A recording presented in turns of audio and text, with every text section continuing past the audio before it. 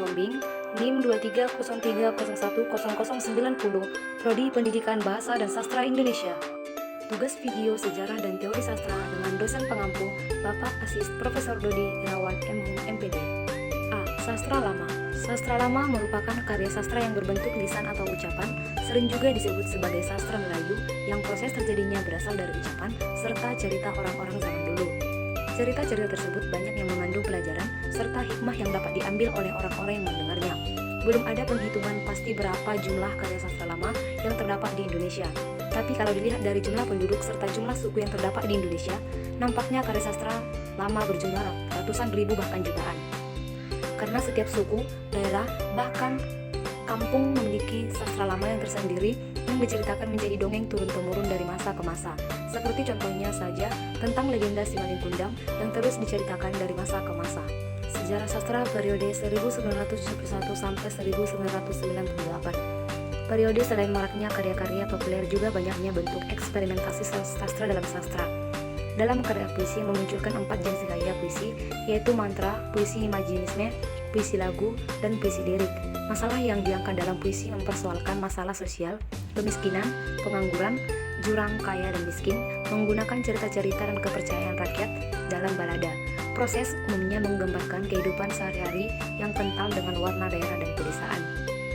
Tokoh-tokoh penting sastrawan periode ini adalah Uman Khayyam dalam kurung Priyayi Sisumarah Bawuk, Gunawan Muhammad dalam kurung Asra Maradana, Taufik Ismail dalam kurung Tirani, Burra Suwanto dalam kurung Mereka Telah Bangkit, Sapardi Djoko Damono dalam kurung Duka Muabadi, Abdul Hadi WM dalam kurung Meditasi, Sutarjit Kalzoum Bazri dalam kurung O Amuk Kapak, Linus Suryadi dalam kurung Pengakuan Parien, Iwan Simatupang dalam kurung Merahnya Merah, Ziarah dan Kering, ZB Mangunwijaya dalam kurung Burung-Burung Manyar, Budi Dharma dalam kurung Olenka, N. Hadini dalam kurung Pada Sebuah Kapal dan Dua Dunia. Ciri-ciri sastra lama.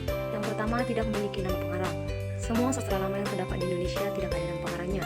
Siapa yang tahu pengarang ataupun pencipta legenda Malin Kundang? Siapa yang tahu pengarang legenda Tangkuban Perahu? Bisa dipastikan tidak ada orang yang tahu siapa pengarangnya.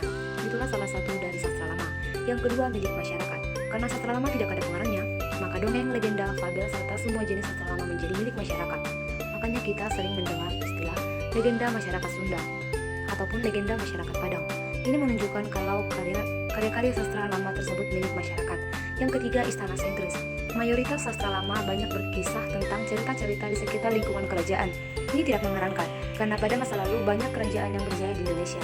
Yang keempat, adat kepercayaan dan mistis. Sastra lama muncul berdasarkan adat kepercayaan masyarakat pada masa lalu. Adat kepercayaan setiap suku dan daerah berbeda.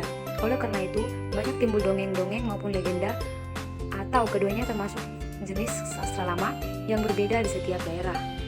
Mayoritas cerita rakyat yang dikisahkan secara turun-temurun masuk dalam kategori sastra lama. Secara umum, sastra lama mencakup dongeng, mitos, legenda, sage, fabel, parabel, gurindam, pantun, dan hingga mantra. B. Teori sosiologi sastra. Sosiologi sastra adalah suatu teori yang mengkaji karya sastra yang berkaitan dengan kehidupan manusia.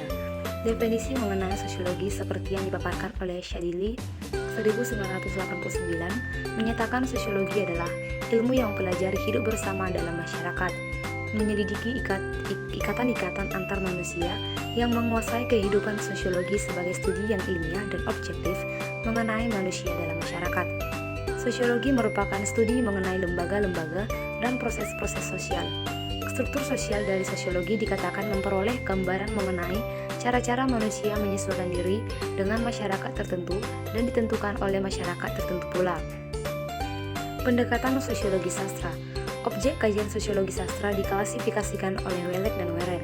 Klasifikasi sosiologi sastra memiliki 3 jenis pendekatan yang berbeda.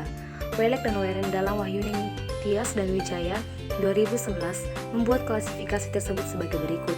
Yang pertama, sosiologi pengarang yang memasalahkan status sosial, ideologi sosial, dan lain-lain yang menyangkut pengarang sebagai penghasil karya sastra.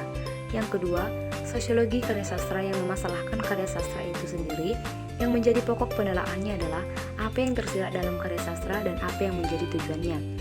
Yang ketiga, sosiologi sastra yang memasalahkan pembaca dan pengaruh sosial karya sastra. Itu saja materi yang bisa saya sampaikan. Saya akhiri dengan